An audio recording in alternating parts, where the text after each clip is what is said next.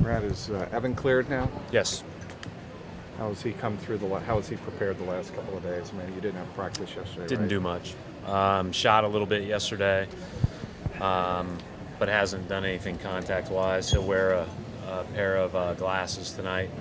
Don't know how long he'll have to have those on as far as multiple days, whatever the case may be. But obviously, err on the side of protecting his vision and his eye.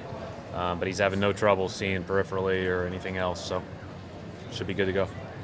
And then Marcus, all right too with the laceration above his eye? Oh yeah. That was he just got a couple of stitches above his eye. He's all set. Brad, what's your thinking about playoff seeding, resting players, building momentum? I think the biggest thing is we want to try to be playing our best. We want to play well and focused on that. And regardless of the guys that are in the game, we need to be playing at a good rate defensively and offensively as we head into next week. Obviously, health is incredibly important as you get into the playoffs, but there's a lot of things that go into being successful, and we want to be playing well. Would you consider resting players the last couple of games? If they need it. Do you see, are you going to keep your same rotation in terms of length, or are you going to shorten it off once the playoffs begin? See how it goes, see who you're playing, and all that other stuff. I don't think you can make any decisions until you know who you're playing and what kind of matchup problems they present. Brett, Danny said that he didn't think you guys were a championship contender, but he said it was more important what you guys, the players and coaches, thought. So, what do you? I think that's obviously he's been in the league for a long time. He's the guy that makes a lot of the biggest big picture decisions, and then we're here day to day looking at how we can prepare for the next game. And I've never gone into a game with any team that I didn't think if we did this, and this, we wouldn't have a chance to win.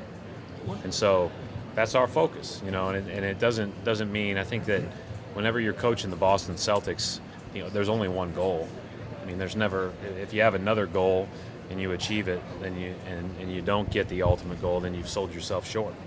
And so I think the biggest thing is that this is a process of focusing on what we control to do well today, and any other big picture talk is pretty irrelevant to us. We just have to keep focusing on trying to play well. The one criticism you mentioned was you thought you guys got, over the course of the year, gotten taken out of your game. Yeah, I would say that that's probably the case, and I'm not saying that Danny can say whatever he wants. Obviously, as we're in this locker room and we're working, and he feels the same way. I mean, we're going to prepare to win the next game. So, like I said earlier, it's more about playing well for us, and not getting taken out of your game is a big part of playing well. That's something you've talked about over the course of the year. That's who we are. Yeah. We've got to be a little bit less haphazard. It's the way it goes. But that's also a good thing for us too.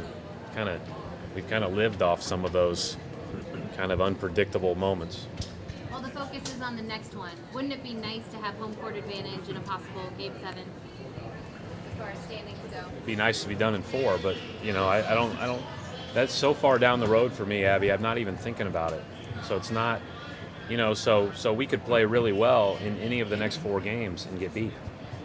But we have to just focus on playing the way that we can play. We're playing good teams, playing very talented teams. I mean, this team tonight, even though they're not in the playoff mix, when you looked at it before the season, this was a team that was a 6th seed last year, and these 3 young guys that are kind of the centerpiece of their team that are all playing tonight are elite young players. And so, we have our hands full in focusing on what we can control, and obviously you'd want to have home court. That's an obvious answer, but at the same time, if that pans out, great, we still have to win. If it doesn't pan out, great, we still have to win. So our focus can't be on something that's down the road that other teams have a hand in too. Brad, how important is? Go ahead, Abby. How do you deal with the 6'11" point guard? Well, you don't match up your point guard on their point guard. I mean, so just because he's playing the point doesn't mean that they don't have somebody else that is out there that may be a better matchup for a guy like Isaiah. So it's not, it's just like playing against LeBron when he brings the ball up, or Kevin Durant when he brings the ball up. I mean, those guys are still going to be guarded by your bigger wings. Brad, how important was a game like Wednesday night in terms of when you go through significant stretches of the game, not playing well, like you said, and then to find a way to win? Do you think those kind of games at the end of the season mean a lot? I didn't put too much stock in overanalyzing Wednesday night. You know, I knew that it was going to be tough. I knew that our guys were going to have to fight through it a little bit, and so we watched what we needed to, and you know, hopefully improved objectively on offense and defense. But again, you know, they played really well, and I don't want to take away from the way New Orleans played, but I also, you know, you could sense that our guys weren't at their very peak, and that's probably not that all that unexpected coming off the West Coast trip. Brad, Giannis is a 7-footer, they're a point guard basically. Why is it such a big advantage to be able to take a rebound and just turn and start the fast break yourself? Why does that matter so much? Well, it's especially advantageous if you got the other guys running with you, obviously. But you look at it anytime you've got a Draymond Green who can play a point forward, or we talked about LeBron and Durant and those guys. Just their ability to put pressure on you with speed right when they get the ball, it eliminates any second thought of where somebody else should be. They're just running. Yeah. And the biggest thing with these guys is if you don't stop him early, I think people make the mistake of waiting on him because he's not a high-volume three-point shooter. Parker, to an extent, as well. If you wait on them to get ahead of steam, they will kill you because they'll just step around you, jump over you, and their downhill drives are pretty impressive. So pick them up early. I don't know how. I don't know how early you want to pick them up, but certainly you can't wait till they get a full head of steam. And if you're in the paint, they're going to find a way to take advantage of their size and athleticism. Brad, the Red Claws wrapped up last night. How do you kind of assess the value this year having 4 young guys spend some time there? I thought it was a positive as usual. Scott Morrison does such a great job, as does his staff. Those guys transition seamlessly when they go up there, and it can't be a better situation from my standpoint of the way that those guys are coached, the amount of attention they get, and the amount of game reps they get. I can't imagine there's a better setup in the league. Brad, there's some flyers going around tonight promoting Jay Crowder for Comeback Player of the Year. What's the biggest difference you see when he's on the court or with you guys and compared to when he was injured? Well, it was really encouraging to win that Golden State game without him, first and foremost, because that was the best game that we played without him. Certainly the Toronto game at home, I thought we did some good things.